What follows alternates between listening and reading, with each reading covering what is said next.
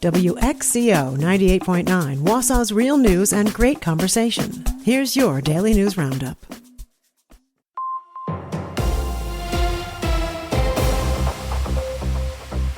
With Civic Media News, I'm Terry Miller.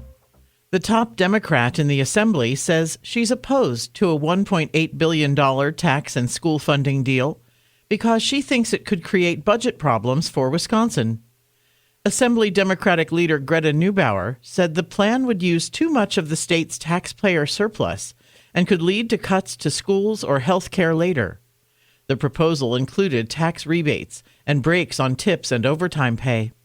Supporters, including Governor Tony Evers and some Democratic and Republican lawmakers, said it would have provided needed tax relief. The plan passed the Assembly, but failed in the Senate. A man whose job it was to guard prisoners in Wisconsin now heads to federal prison himself for sexually exploiting a child overseas. 44-year-old Bradley Hounsell from Oshkosh was sentenced to 13 years behind bars for paying to get child sexual abuse videos and images from the Philippines. Evidence was found on his phone after investigators searched his home. He will also face 7 years of supervised release. Hounsell was employed as a correctional officer with the Department of Corrections prior to his arrest. And the Badger State is not among the best places to be a nurse. That's according to a recent study by WalletHub, which ranked all 50 states for some of society's most unsung heroes. The study compiled a list of the best places to be a nurse by looking at job openings, salaries, the quality of nursing homes, and more. Wisconsin was ranked 29th overall on the list and was ranked in the middle of the road for opportunity and work environment. In case you were wondering, Maine topped the list. More news can be found at civicmedia.us.